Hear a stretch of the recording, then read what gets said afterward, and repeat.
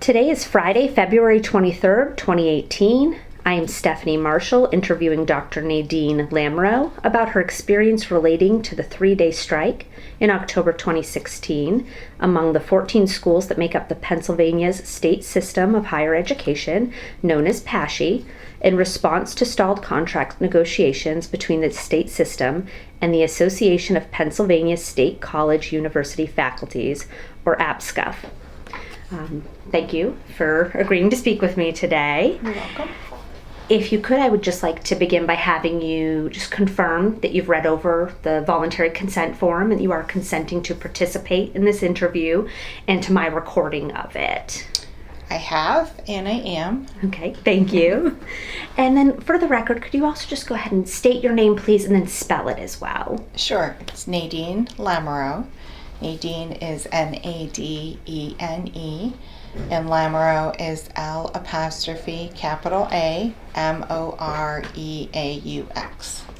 Thank you. So I mentioned before we started the recording that I had read the excerpt from your opening remarks to the IUP community. That was in Works and Days, and in that you had said that you were a first-generation college student. Right. That was fantastic.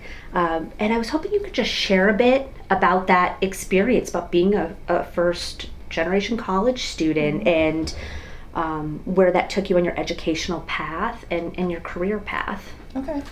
Well, I grew up in a small town in Ohio that is based along Lake Erie.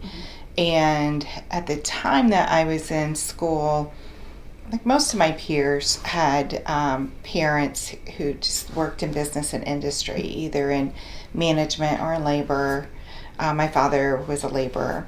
And so it was a different time than it is now. Labor and industry was pretty stable. And my options, when I graduated from high school, which was in a very small town, other than labor and industry, there was a hospital, a grocery store, service industry kind of jobs. I could either go into like an unskilled kind of job. I could go to college. I could go into the military. Were kind of my options. Sure. And I wanted to go to college really not even knowing what that was, just knowing that, having a sense that education was going to be my way forward. Otherwise, I was going to be living in this small town for the rest of my life. Right. So it in some respects, it was challenging because I didn't have any models. I didn't have anyone telling me that I could be anything other than a secretary, a nurse, or a teacher. And this was in the early 80s, so that might seem kind of foreign, but women in the workforce were still pretty limited in terms of their options and expectations. Right. I set my sights on a small liberal arts school, and because of discounted tuition and some scholarships that were available to me, I was able to go to a small liberal arts school. Okay. Where was that? That was in Hiram, Ohio. Okay. Hiram College. Okay. And that's really when my world opened up. Like, in terms of my exposure to multicultural and diversity issues, I'd never really encountered that before. In terms of encountering viewpoints that were different from my own, from my little high school and the people that I grew up with, I encountered, all different kinds of philosophies and worldviews, and it kind of rocked my world a little bit, right? Sure. Even having a concept of how to pay for education, right? I knew I wanted to go to college. I had no idea what the sticker price was going to be, and a small liberal arts school, it's kind of like buying a car. Like, the sticker price on the car isn't necessarily what you end up paying. Right. Thank goodness. But because I had grown up in poverty and from a small town, I also qualified for a tremendous amount of aid that enabled me to stay in college for 4 year. So in terms of what that was like, it was, I don't know what kind of analogy to put to that. Just all of a sudden the world got a whole lot bigger, even though I was in a small school. Mm-hmm. The small school environment really suited me because I was so naive and sheltered that I got to know everyone. I knew professors. I went to their house for dinner. I babysat their kids. Mm-hmm.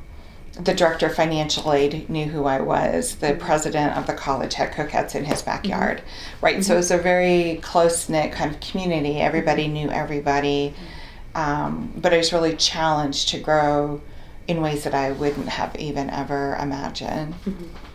And it's interesting because I just came from a small liberal arts college to here for my master's, and it's that sense of community. And even though I'm a bit of an older student, and would like to think I was a little more worldly by that stage of life, you are opened up to so much more. So Absolutely. So that's fantastic. And now, I don't know if it was a combination of that or what your studies, but of course you went on to get a more advanced degree. Right. And so what made you choose the career that you chose on, and then how did that bring you here to IUP? Well, it's kind of a long, windy road. Sure. For some reason, and I knew even in elementary school, I wanted to have a doctorate. I didn't even know what one was. Okay. I had a great aunt who worked for Cornell University. She authored textbooks, and she would send me copies of her textbooks. She taught literature. And so I think that part of that was like, wow, Right. teaching in a college, that would be great. Yeah. So when I entered college, I was an elementary education major. And I kind of started down that path. I was doing some practical experiences where I had to be in the schools. And in all kinds of different schools, like rural open classroom, which is a probably an outdated concept now. I was in urban schools. It was just, I had a wide range of experiences, but realized I really didn't care about what the students were learning. I was more interested in why they were doing what they were doing. Okay. So I saw this little girl, for instance, in a small classroom. She wouldn't do her homework. She was a bit of a spitfire, pretty naughty too, right? But I would just watch her whenever I was in the classroom. She would make these little ingenious contraptions out of rubber bands and paper clips, and then she'd just send them buzzing through the room. She'd be disruptive.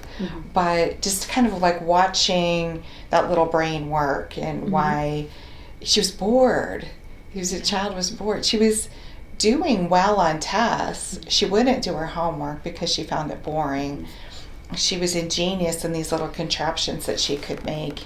And I should have been more, like as an educator, thinking, well, I really should get on her about doing that and, get on her case to make her want to learn. But I was fascinated. And then I realized that education really wasn't my thing. I wanted to study psychology, which horrified my parents. Right? Sure. Like, what kind of job can you get supporting yourself in psychology? So when I graduated from college, I finished education requirements to become a certified teacher just because I was so close. But I had also majored in psychology. I minored in religion.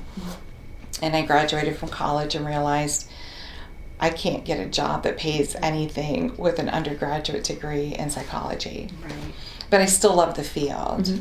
So that took me into my master's program, which was counseling, but with an emphasis on student personal services.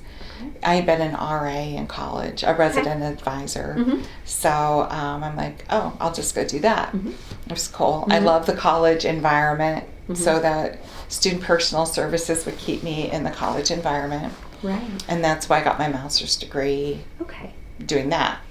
But then decided I didn't like that either, right? So it's just kind of been a series of, trying something out, looking at my career options, not a lot of foresight, and, like charting I can't say I charted my course, except I wanted a PhD. I knew eventually I would get my doctorate.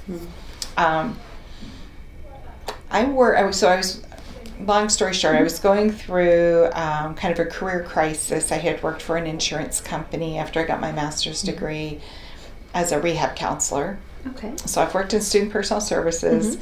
I left that to do rehab counseling. And the insurance industry took a real hit in the early 90s. So I was downsized, and now I'm like, what am I going to do now?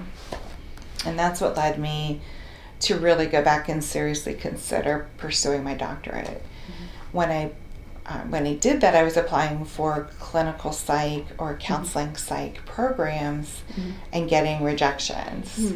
And I'm a smart person. I had decent GRE scores, but out of the blue one day, I got a packet from Kent State. I had applied for a counseling psych program, and they had just closed theirs. They sent me their counselor education packet, and it was exactly, I knew in my bones, this is what I want to do. It was focused on becoming a professional counselor educator, teaching, getting a PhD in teaching at the college level. Like, how perfect is that in my field, right? And it would enable me to be a supervisor in a clinical setting. It was like it was tailor-made for me. Meant to be. It was meant to be. So but that's what I did in the latter half of the 90s. A colleague of mine there, a peer, had actually applied for a job here at IUP in this department, and she took a job somewhere else. Our department chair took a temporary assignment as dean of the graduate school. Okay. Right, and my now my colleagues now, they were in a lurch, like, who are we going to get? So they were going through their applications. Like I said, my colleague had taken a job somewhere else.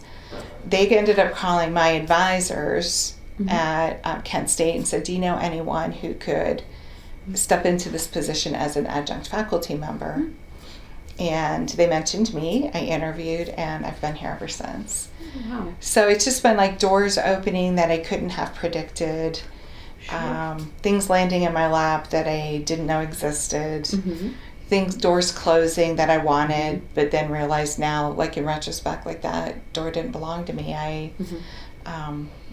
It just wasn't what I wanted, but I didn't know it at the time. Yeah, so I've been here for going on my 20th year. Oh, wow, okay.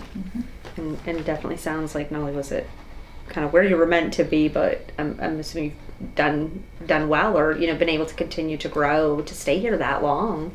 Yep, I've achieved tenure. I've been promoted to every level, and then part of my journey here was I get bored easily. I call it professional ADHD. Then I started looking around, like, what else can I do? And so I want to say in the early 2000s, like 2004. The then president of the union, John Henry Steelman, had been looking for a grievance chair, faculty grievance chair, to handle helping faculty navigate contract violations. And it's not the most glamorous job, I have to say. And other people had turned him down. So I'm looking for something else to do. He's looking for someone to do something that is a really hard job. And that's what hooked me into the union. And I've been kind of had my finger in some way here and at the state level ever since. And that's perfect, because that's kind of what I was going to lead into, is how did you become involved with APSCUF, and so you started off, at a little bit of a lower level role. I mean, now you're in leadership, but you were saying that was a hard job. What were you experiencing in that role? Was it grievance? The grievance chairperson. Grievance chairperson. So what were you dealing with at that level? Just kind of curious. Well, how I explained going from high school to college kind of blew my doors open. It was a similar kind of experience, going from maybe attending, we have a kind of a hierarchy of processes within the union. So maybe going to some meetings once a month, really not having an active role, to being thrown into a leadership position that I didn't know anything about.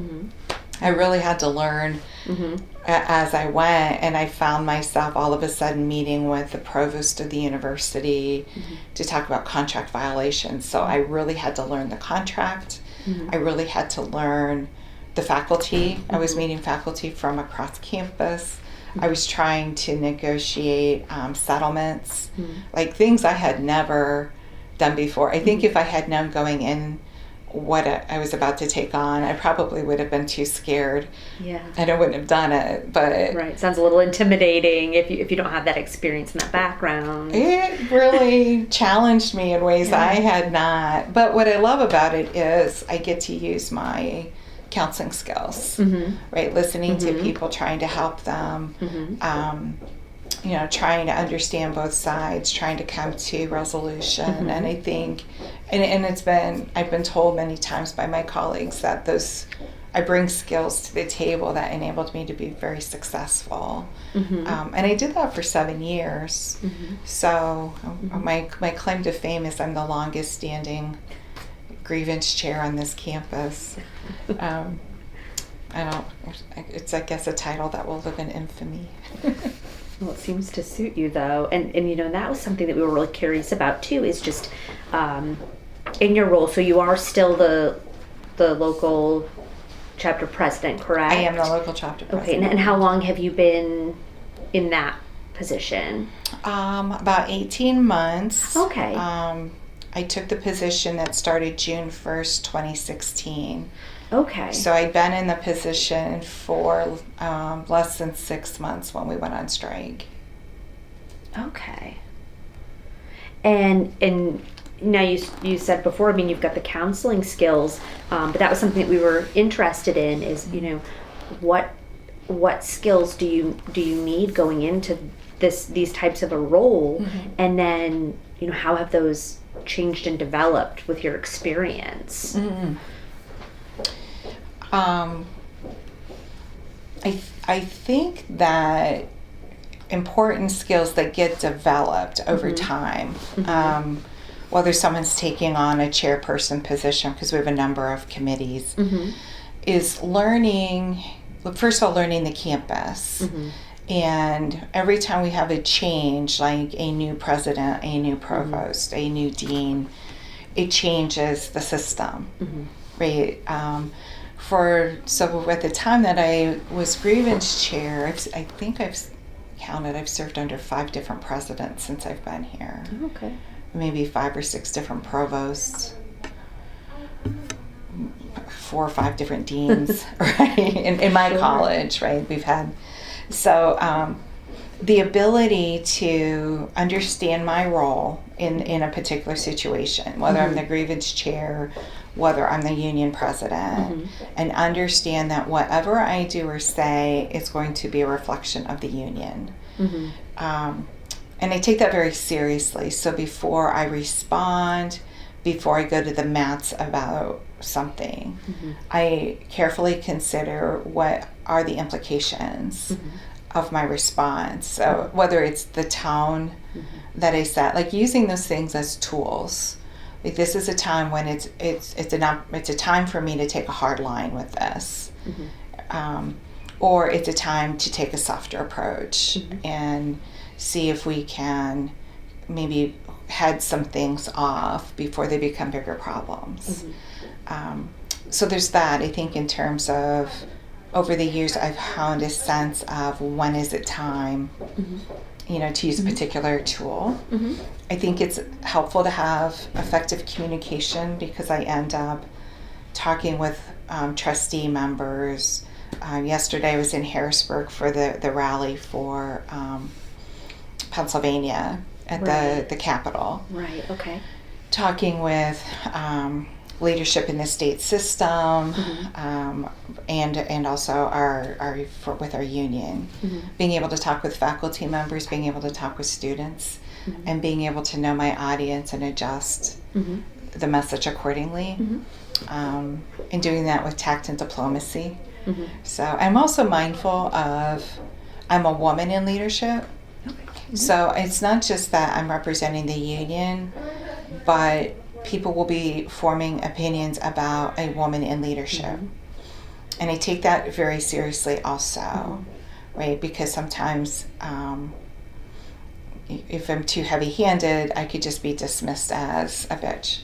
If I'm too soft, then I'm seen as a doormat, right? And so kind of figuring out which hat needs to be kind of on top, right? And it's 20 years ago, I would not have had that wisdom to know, like, this isn't just about me, right? This isn't about my issues or my ex to grind.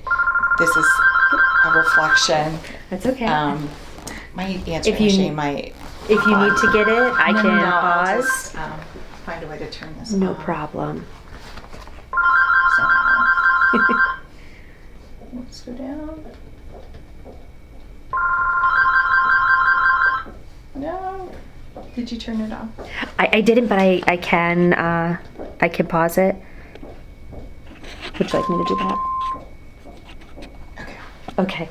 I'm sorry about that. That is okay. That phone never rings. That's okay.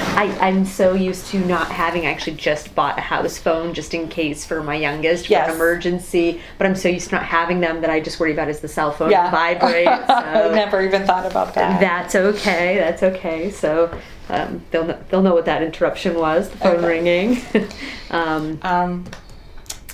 But yeah, so now we're talking about the skills and how those mindfulness of your role as a leader, but a female leader. Sure. And that's certainly a very important thing to be aware of. I think you see it happens when some people maybe forget that is a factor, and so I don't know though if there were other skills. I mean, and we can always come back to that. It seemed like you covered a good amount of what you need. But you did mention getting to interact with students on campus, and of course you do in your regular capacity working here.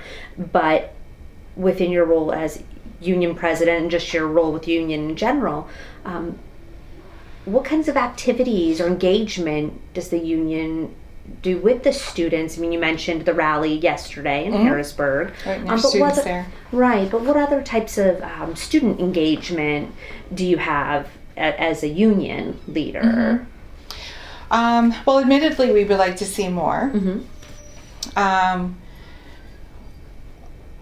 We had, but leading up to the strike, as we were planning information sessions for faculty, we were also working with the Student Government Association to set up information sessions for our students so they understood what was going on and why that was going on, giving them information about where they could find union information, the union position, because the state system was kind of inundating students with what these nasty, greedy professors were doing, and we were trying to kind of point out, here's why we would be thinking about going on strike, and it isn't about salary and benefits. It is about the quality of education, right? And so we have that connection. We have a committee. One of our subcommittees is a student faculty relations committee. And that committee can be active or inactive. It depends on like which students want to engage with us. Also, right? We do things like provide cookies for students during finals week in the library, taking out an ad in the pen like good luck, congratulations graduates. Right after the strike, to be honest with you, we were just completely overwhelmed by the amount of support that students provided to us when we were on the picket line. There was no way to anticipate how many students they were on the line with us as soon as the strike was called, and we were there with wagons, with boxes of donuts. I swear I never thought that I could gain 5 pounds on the picket line, like everywhere we went. The students were there showing support, and it was a very humbling experience to see them wanting to be out there with us too. So right after that happened, we did like a pizza and ice cream social where pizza and ice cream was free. Just come. Thank you for your support. On move-in day in the fall, so usually it's the hottest day just before classes start, it seems. We're out there with coolers of water for parents and students as they're moving in. We help unload cars. This past year we gave, instead of candy, which melts in the hot sun, we're like, well, students need flash drives, so we purchased a bunch of flash drives. And slowly I think we are trying to brainstorm and think about how can we engage and connect with students, not just when there's a contract negotiation. Right. We want them to know who is APSCUF.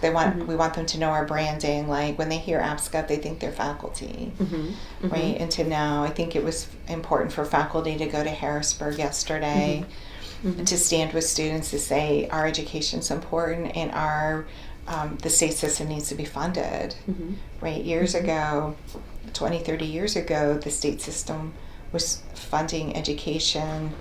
The contribution was 75%. So students were not incurring as much crushing debt as they are now.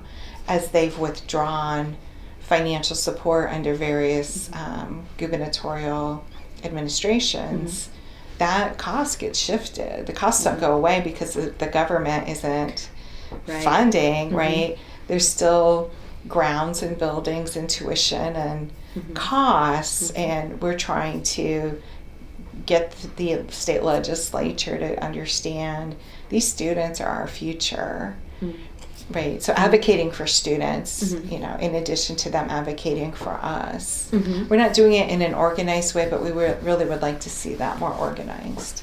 Okay. Second here. This is nice. You've progressed through so much of what I was hoping to talk with you about anyway. So, let's see. Well, I know, we've touched upon then a little bit some of the issues that were going on that maybe led to the strike, and you've touched upon it a little bit, the student support. But could you tell me a little bit, so negotiations, we'll get down to the contract or CBA. Negotiations were going on before it was set to expire, and then, of course, after, leading up to the time of the strike. Could you tell me a little bit, as someone who has no concept of what that process is like, just kind of tell me a little bit about that negotiation process, and what your role was throughout that period. Sure. You're right. The contract had expired. In negotiations for about a year were really going nowhere. So, which isn't uncommon. Whether contracts move forward or not, sometimes that depends on, is there an election coming up? Is there what's going on? Are there changes that are occurring in the state system? But when contracts go on unaddressed, first of all, that means that the government and the state system are not honoring their obligation. They know we have a collective bargaining agreement, right? They know it's going to expire, right? And we kind of felt kind of strung along. There's a lot of posturing. It's a very political process. So in terms of APSCUF, we have a multi-layered negotiating system. We have a negotiations team. So out of the 14 universities, we nominate 3 people to serve on this team and to represent all faculty. And these are the people who go into the room with the team from the state system. And we don't open up the entire contract. We identify their specific articles we want to work on in this contract. And always, salary and benefits are always negotiated, right? But then there might be other things like distance education, classroom size, just different issues that at any given time could be of interest to the faculty. So we have the team, And then behind them are all 14 chapter presidents, and we're a negotiating committee. So for that first year, the team would meet, and then they would come back to the committee and say, this is what's happening. Right, and then we would decide what is the approach we want to take, or is this something we can let go? We're not going to win this anyways, like capping class sizes at 20 students. We probably will never win that. Can we let that go and focus more of our energy on other things that we would consider deal breakers, like increasing our out-of-pocket healthcare costs by an absurd amount of money? Right, so that's the negotiation part, and then the team is like working in concert with the committee behind them. So that was going on for about a year. I stepped into that partway through. My predecessor we have term limits for the president position. He had his term had expired, and he could not run again. So I wasn't part of some of those conversations. Like I said, I came in about less than 6 months before the strike. So the negotiations were becoming increasingly adversarial and contentious, and quite frankly, pretty nasty. And, so trying to still represent the faculty, still hammer out a good contract. We were getting stonewalled by a chancellor at that time, Frank Brogan, who was really not pro-faculty, was really not, I think he was more like anti-union than pro-faculty. So things just were not progressing. We were becoming increasingly frustrated. And so we have a group of people who come together 3 times a year for legislative assembly. Representatives from all of the campuses are there. And at that first meeting it would be September 2016, our state APSCUF president, Ken Mash, kind of threw down the gauntlet. And I have to say, as a union, we're pretty adept at using social media. And what we had going for us is we were even better at using social media than the state system was. So I forget now what they're called when you do like a live Facebook announcement. I knew Facebook. Facebook Live, maybe, or Facebook Live, or I know sometimes it's just live streaming, but live Facebook. Well, that's what we did. You can see how good I am with social technology. Well, same here. I'm in the same boat. It was at that legislative assembly meeting in early September 2016 that our state president went live on Facebook and said, if we do not have a contract by this date, we will go on strike. That had never been done before. That had never been done before. We spent a lot of energy in previous negotiations really trying to avoid a strike. In fact, I did not want to become APSCUF president. And I knew I probably had the most experience of people who could run. I was getting a lot of pressure to run, and I kept saying, no, I'm not going to do this. And a trusted colleague said, why aren't you going to do this? And I said, because I don't want to lead this faculty into a strike. The thought terrified me of, 700 faculty at IUP. How do I mobilize that many people to pull off a good strike? I'm a behind the scenes kind of gal. This was too front and center for me. And so I was getting these reassurances like, no, we're not going to go on strike. We never have. It's all talk. It's saber rattling. And I knew in my heart we were going to go on strike. I just knew it. So when Ken announced this is the date, he just put it down there, like hoping. I think the hope was that then our contract would be taken seriously, and we would be able to know, like everyone knew, if we don't have a contract by this date, we're walking out. And so between September and the middle of October, we were mobilizing efforts on this campus with information sessions and trying to prepare the faculty and making signs, and all of the signs were there that we were going to go on strike, but not knowing like at any moment we could settle a contract too, right? So we're kind of like going down two different paths at the same time. So our negotiations team worked very hard. They were negotiating like many days in a row, and our negotiation team are faculty members, right? So they were away from their families, and they were away from their students, and trying to balance their role as a faculty member with being on this negotiation team. It was pretty brutal, right? So we get to the night before the strike, and the state system said our last best offer's on the table. We're not negotiating anymore. Maybe, I don't know if you were here then. I was not, but I was able to read about it in Works and Days a little bit. Yeah. So, yeah. And they walked away from the table.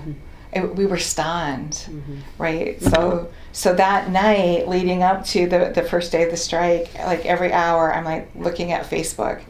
Have they settled? Have they called the strike? And they didn't. And that's how we ended up. We had plenty of time as a campus to get ready. But we were still hoping that in the end we wouldn't have to do that. Well, and you just mentioned too how the negotiations team, they're away from campus, so away from the classroom, away from families.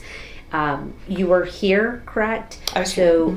And you're mobilizing in preparation for it. So what was that like for you in that week leading up? I mean, your day, you've still got your IUP, teaching responsibilities. You've got a family. Right. So what did that kind of look like for you on your end of things here? Well, first of all, I didn't do it alone, right? So I when I look back on that time, I'm like, that didn't really happen. I didn't really how did we get through that? It just isn't the kind of thing you can plan everything for. So, very supportive husband who was shuttling the girls, and the kids were very understanding about moms on campus again, having more meetings.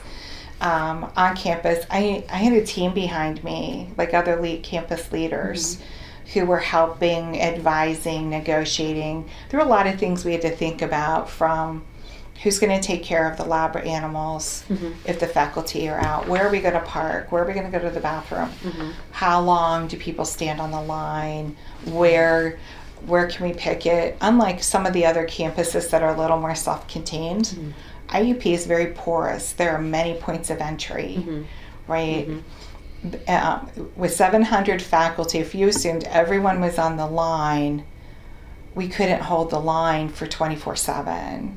Right. We don't have enough people, because the campus, I forget how many miles around, but if you think about, up Oakland, across School Street, down Wayne Avenue, now I'm blanking on the name that comes up by Robert Shaw, into that, I know where you're talking about. Yeah. Unfortunately, not being from the area, my road names are horrible, but I do know all the different entry points onto campus. There's so many. There's so many. There are, right. Yes. Some campuses were shutting down construction projects so that other unions wouldn't cross the picket line, because other unions typically won't. We had to think about how our kids going to get to the daycare center on Davis in a safe way, where they're not feeling threatened, like the parents aren't feeling threatened by the strike. All kinds of different details. So we were meeting, many hours a day leading up to that point, making signs. What about faculty who just started? What if they don't get a paycheck? Like thinking about that, a lot of different details, and truly just having great people behind me who were kind of taking the lead on certain things and running with them and working out those details. And although it only lasted 3 days, I mean, there's a lot going on. Yeah. There's, were you sensing any tension, between faculty members, or were faculty expressing some concern with, with juggling the family situation and and their choice to stay there on the picket line. And I mean, I know you were planning for it a bit, but maybe even, I don't know if there are some specific measures that you took to help families who are having a tough time but wanting to support the line and to support the rest of the faculty. Sure. We understood all along every faculty member made his or her own decision about how much time they could spend on the line. I think what I found overall is that people spent far more time, even though they might have signed up for a 2-hour block on a given day. Most people were there all day. I was really humbled by that. There were a couple of things that happened in any strike, and I grew up in a blue-collar family. My dad went on strike a lot. I was familiar with what that could be. At the time that my dad he worked for General Electric, the strikes could be pretty brutal. Like, there were stories of someone dumped a box of nails at the entrance so that if you crossed the picket line, you're going to get flat tires. Right? Someone ended up with a brick through a windshield, like that kind of stuff. I was really hoping for nonviolence, but which is what worked out. Right. There was no violence. Right. Were there people who crossed the picket line? Sure. But given the size of our faculty, we had, of 700, we probably had the lowest percentage of faculty who crossed the line, which was pretty amazing, right? So we knew that was going to happen. There were faculty who were on the line a lot more, but what I heard more often than not was that the strike actually helps solidify professional and personal relationships. Because when you're sitting on a sidewalk eating donuts that the students brought for 5 or 6 hours, you can't help but strike up conversation, right? And learn a little bit more about the people that you're with. And so I heard more afterwards about how, wow, that was really good for us. It was good. It helped some departments pull together in ways that they wouldn't have ordinarily, because we kind of get busy in our day-to-day worlds here and kind of come and go and do our own thing.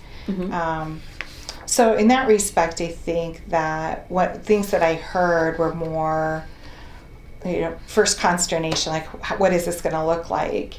Well, I don't know. We've never done this before. I hope it looks good. I also made a promise, my very first meeting with Dr. Driscoll, he and I meet monthly, and we knew going in that the strike was a possibility. He has had a lot of experience with collective bargaining.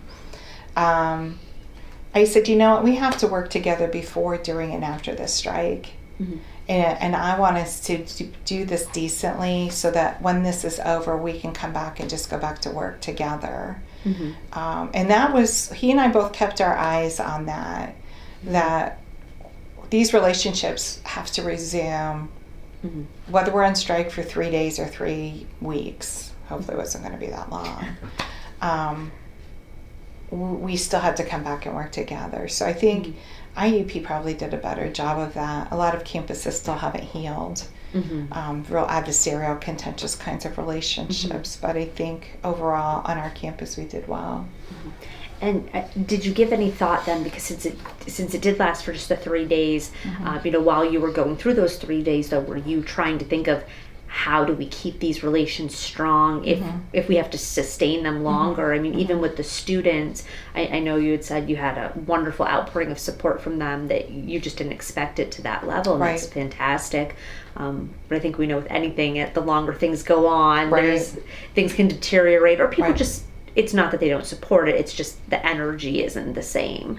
And by the third day, the energy wasn't the same. I'm sure. Well, the first 2 days, it was warm and sunny, and it kind of felt like, I don't know, a vacation. Like, people talked about really how positive it was. The third day, it was cold and rainy.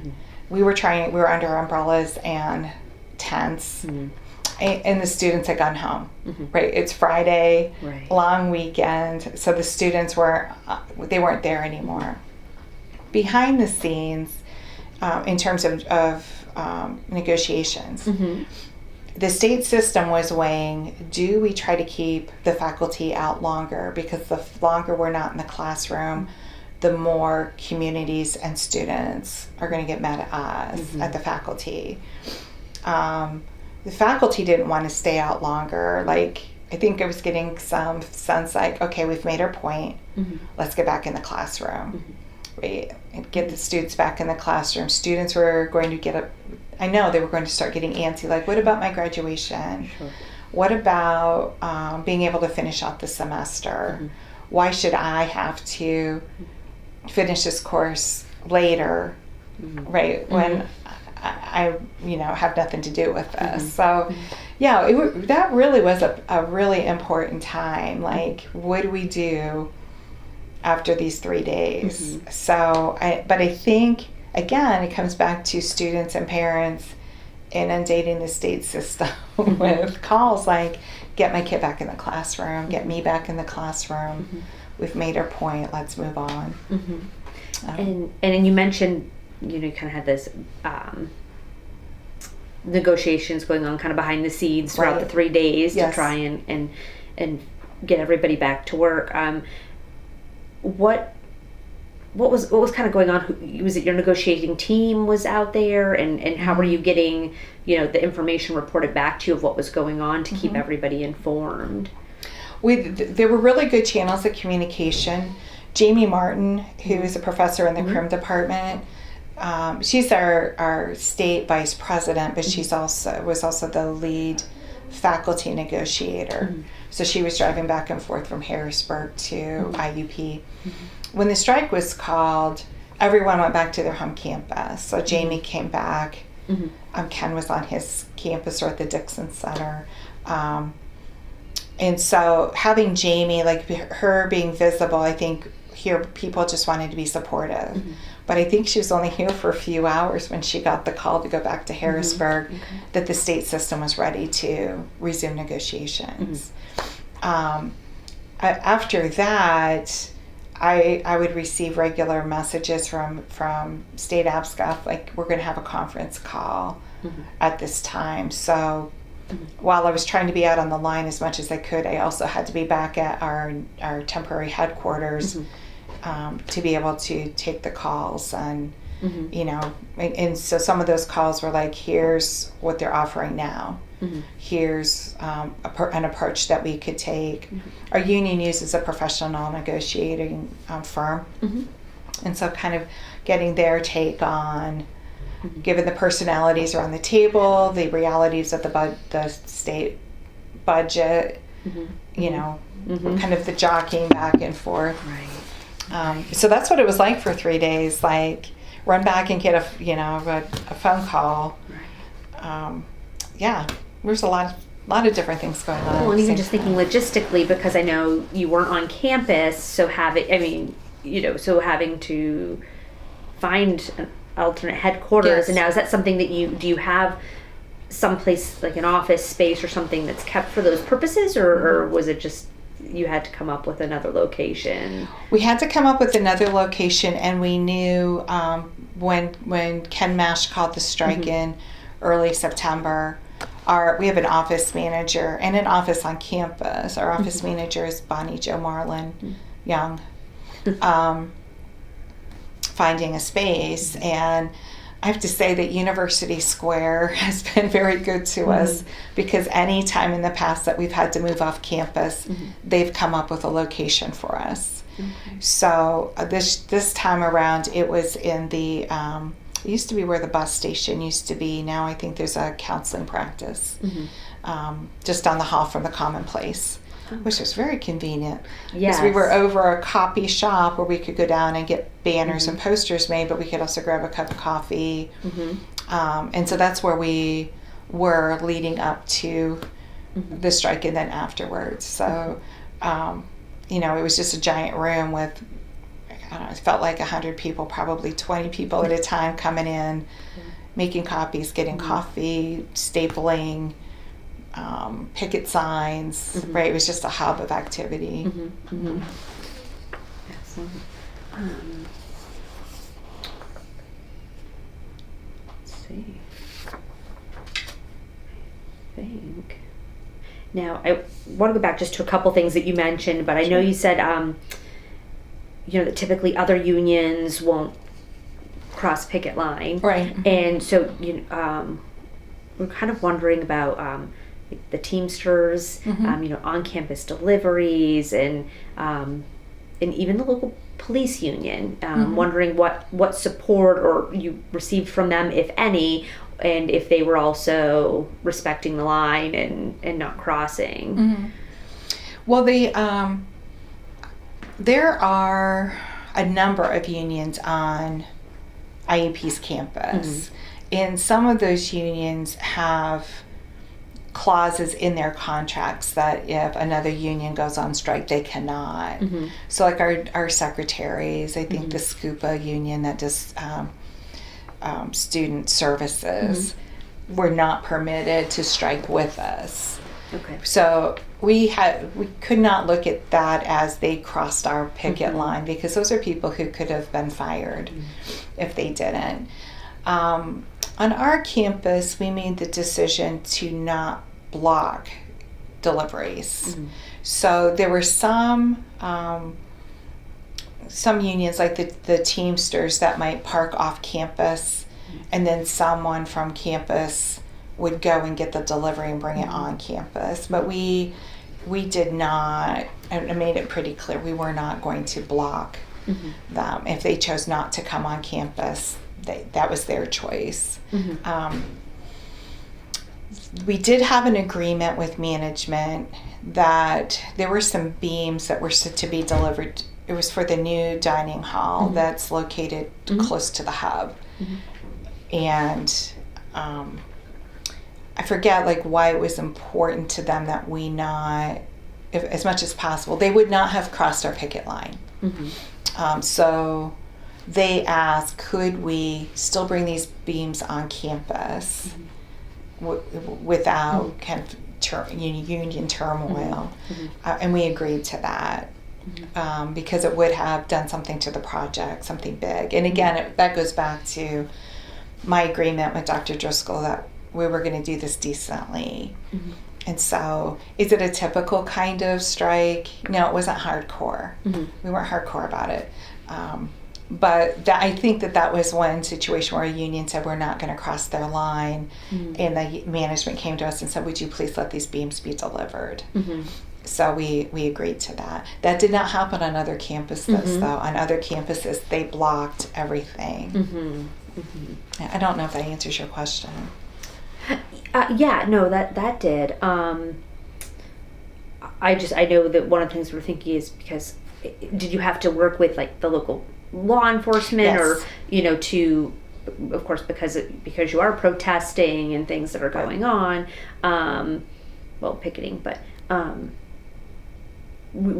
was there any support from that, or were they just doing their general job of facilitating safety concerns and things like that? They did. They still facilitated their job of safety concerns, but prior to the strike, we worked with campus police and borough police. They knew where we were picketing. If something happened on the line, they had someone's number to call, like, hey, this is going on. We really only had one instance of poor behavior, and that was a drunk college student accosted some faculty.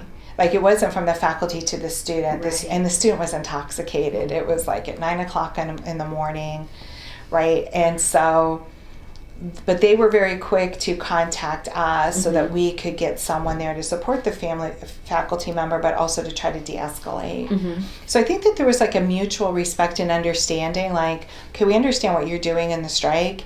We still have a job to do. And our position was, we understand you have a job to do. And so we were kind of working around each other, but they still had to do their job in the end, and we understood that. Of course. Yeah. And I mean, it sounds like you guys were really taking a lot of factors into consideration, and for other people. And I know you worked really hard to maintain relationships because everybody was coming back to work together. Right. But now what about faculty that did cross the line? have there been like lingering tensions, or were there things that took a little longer to smooth over? It might have been more on a personal individual basis, but how did that, I guess, kind of play out when you were picketing, but then in the coming back together? So things are happening on two levels, one at the campus level and one at the state level. And I mentioned that there's a group of faculty who come together 2 or 3 times a year, our legislative assembly. At that level, there are discussions about what do we do about the people who cross the picket line. There are some people who want a pound of flesh and who just strongly believe we need to somehow send the message that what they did was not okay. And there's even in that group, there's not agreement. On our campus, we did not actively go after people who crossed the picket line. It was what it was. We knew who they were, but what we found was that at the departmental level, not a union level, but at the departmental level, there were departments who said to faculty, you crossed the picket line, you can't represent us at rep council. You can't have it both ways. You can't say, oh, I'm on rep council, I'm getting my service requirements in for tenure and promotion, and betray us. That's not okay. So we found that most of what happened was taken care of by someone's immediate colleagues. There were a couple of temporary or adjunct faculty members who crossed the picket line and then weren't renewed. And that happened at the departmental level. APSCUF didn't have anything to say about that. So, did things happen to adversely affect people who did? I can't say that that didn't happen, but it wasn't an organization going after an individual. It was a department saying that this isn't okay. We were out there on that picket line. We were out there fighting for the contract and you weren't.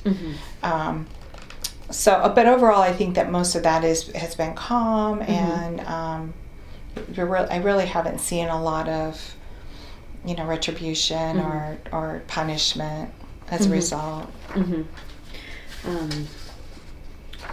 Just wanted you had mentioned just for your position as president that there is a term limit, and what is that term limit? I can serve 2 2-year terms.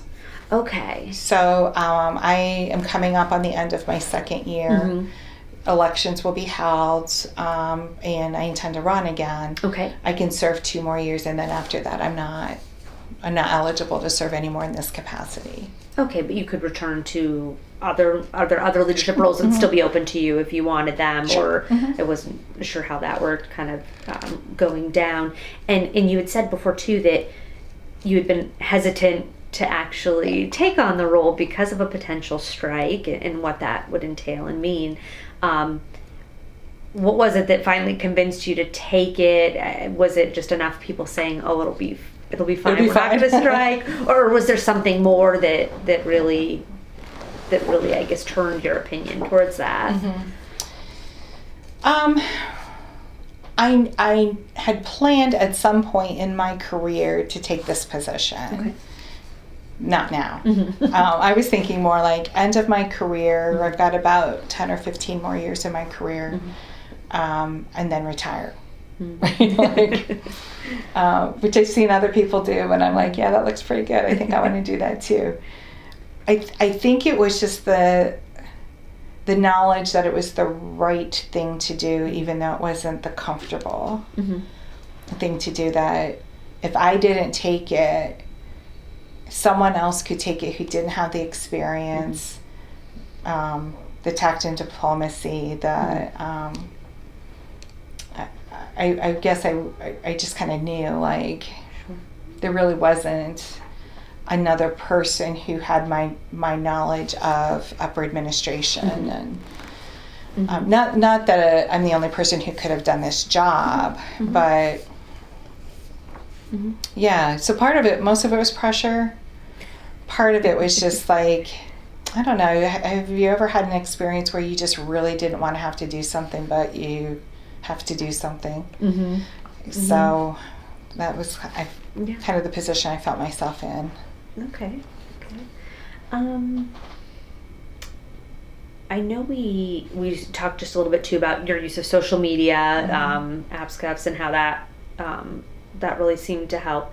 But what about too with local news media, and how did you plan for addressing them to kind of stay on point with a message that hopefully would resonate within the community and not just campus relations, which are very important, but like you said, there's a community here too that you have to be mindful of. Right. So how did you guys work that out as far as relaying the message and getting your voice out through the media? That's a good question. So State APSCUF has some really great experienced people in place. Some of those people have since moved on, who are just really trained in that area. So each campus had a spokesperson. Okay. Or some campuses might have had more than one. Ours was David Chambers, who's chair of the political science department. And he actually went through training in terms of like keeping the messages short, brief, on point, not to get caught up in distractor kinds of questions. And I think he did a superb job of meeting with television cameras were on campus at like 7 o'clock in the morning before we even arrived to pick it. They were here like ready. We have a great PR committee locally. David Loomis chairs that. He's in the journalism department. Michelle Papaki is also in the journalism department. So she was coordinating the social media efforts, like posting pictures of the line and any news that we got, kind of trying to keep the word out. So we really have some strong, experienced people, but we were also getting a lot of guidance from State APSCUF. We weren't going rogue and doing it on our own. And that was something too I noticed in Works and Days, that in addition to the student support, local businesses, especially ones close to the campus, seem to be supportive in numerous ways. And have you done anything to help, I guess, to maintain that? I know you thanked the students, but I don't know if there's been any concerted effort just to keep yourself present with the community, and keep those ties that were forming then, or that had already formed, but that were shown supportively, to keep those going. Sure. Well, that's another good question.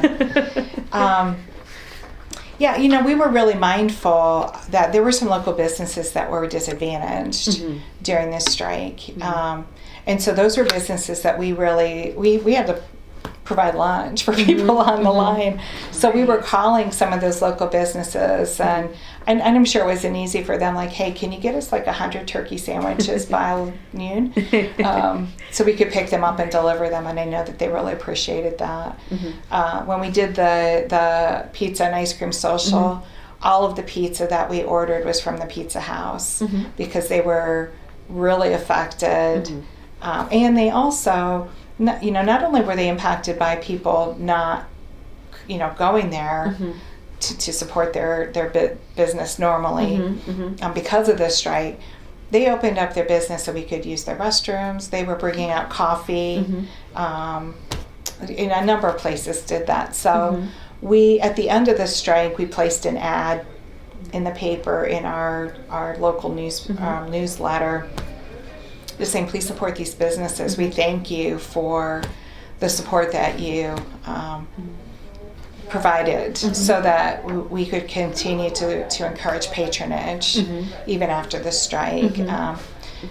For people who are really pro-union, it makes a difference whether someone was supportive or not. Sure. Right? Now, we didn't try to draw attention in any way to businesses that were not supportive, and there were some of those too. We didn't. We could have probably, but we chose not to do a negative campaign. But just really getting the word out. These were people who need our continued patronage because they were impacted. Excellent. So I know you brought up the name. You brought up Frank Brogan. So he was the chancellor during the strike, and he's left. He's gone. So what is APSCUF's relationship with the new chancellor? Well, the new chancellor is an interim chancellor, Okay. and she had been president at Clarion University.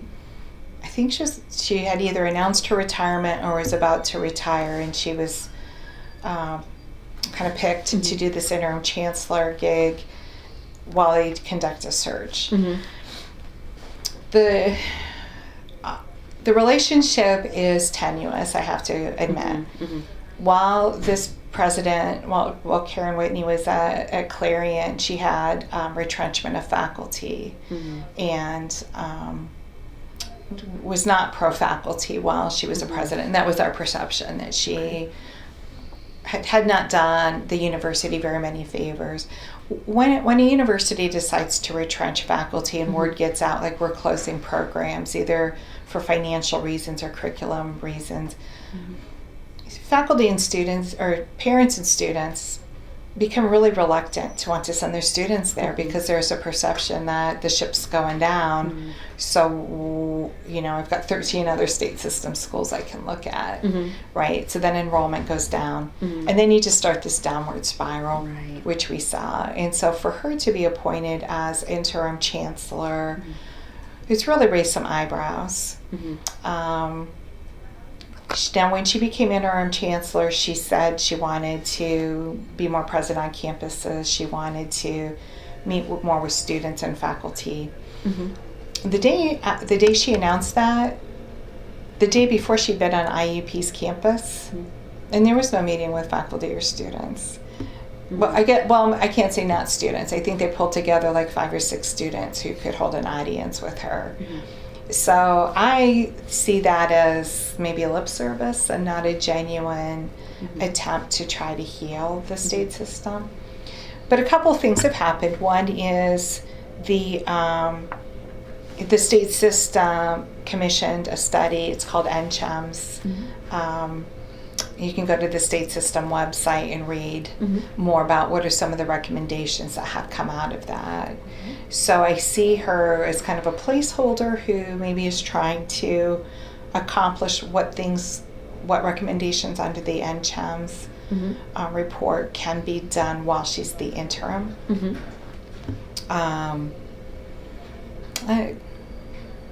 I don't know really much more what to say about her. I think our hope is that the state system will hire, I guess it was the Board of Governors, not the state system. The Board of Governors will hire a chancellor who's pro-education, which includes being pro-student and pro-faculty. That we have a job to do to educate our workforce, to diversify our workforce, and make Pennsylvania strong. Okay. And I know that APSCUF negotiated a 1-year contract extension for the current expiration that's coming up. This next one will go through June 2019. But when negotiations begin again, is it the goal of APSCUF to try and obtain a 5-year contract? Is that the usual standard? Is it a 5-year contract? That would be lovely. Yes. It used to be a 5-year contract. When I came here, it was a 5-year contract. Yes, that would be tremendous. That really keeps us from being distracted by labor issues. Yes, that is what we would like to see happen. What's interesting about the contract extension is that the state system approached APSCUF and said we would like to do, so there really wasn't a lot of negotiating. There were a couple things that we asked to be tweaked, but they came to us and said, here's what we're going to offer. We're like, okay, what's the catch? And there really wasn't one. We do have our negotiating team already in place.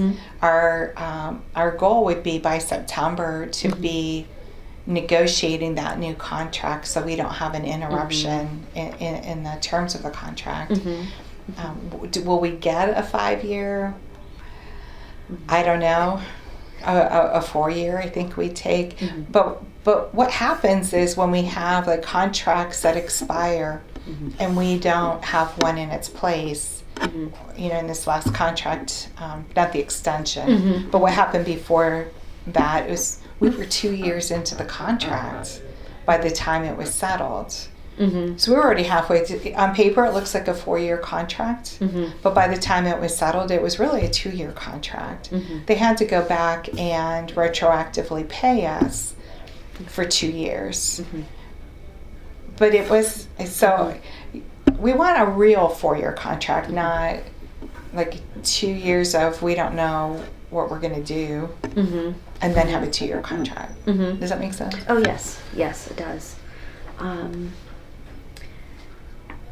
I really think that covers everything that I had, but I don't know if there was something that you thought that was important to mention that we missed, or something that you wanted to bring up that we hadn't covered yet. So if there was anything else, I just wanted to give you that time to bring up anything that you'd like, and if there isn't anything, that is also okay. Whatever is on your mind. I think I just want to kind of leave on the note of, APSCUF we're not just about faculty self-interest. It benefits everyone to keep the contracts moving smoothly and to be resolved, but we're advocating for students and for quality public education all the time. We were at, like you said, a group of us in Harrisburg yesterday.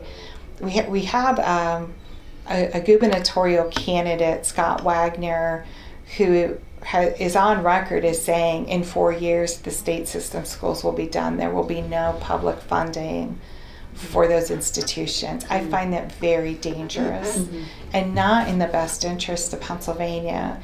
And APSCUF is in there trying to support candidates that are pro-education, because we believe that an educated workforce is what keeps us vital, right? So it isn't just about our salary and benefits and faculty grievances and number of butts and seats and that sort of thing. It really is about how it benefits students to have permanent faculty, right? People who are in the classroom all the time, right?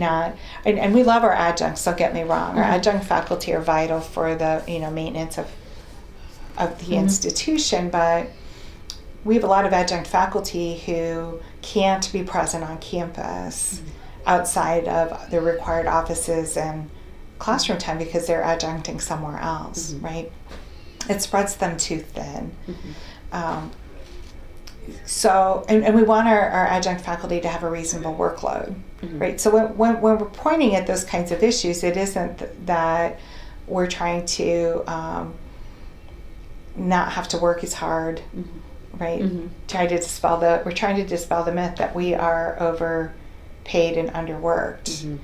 Right? We work a lot. I have a lot of colleagues who are working 60, 80 hours a week. They're doing incredible research in their fields while they have families, while they're still maintaining high standards for teaching. But we really believe that funding public education should be a priority for the state, right? So there's a lot of advocacy that goes on around education, in addition to pro-union, efforts. So I guess I'd just like to end on that. The APSCUF really is about, we are faculty and coaches. I actually didn't really even spend much time talking about coaches, but we represent the coaches also. And, the amount of time and work that they put into their student athletes and ensuring their success. And that's really what we're about. Okay. Well, I appreciate that final positive, reflective word. I just wanted to confirm before I shut the tape off that I do still have your consent for the participation and for keeping this recording. Absolutely. And then I will get you to sign the deed of gift, but none of that needs to be done on the record. So Okay. Thank you very much. You're welcome. Thank you. And let me see. Let me just make sure.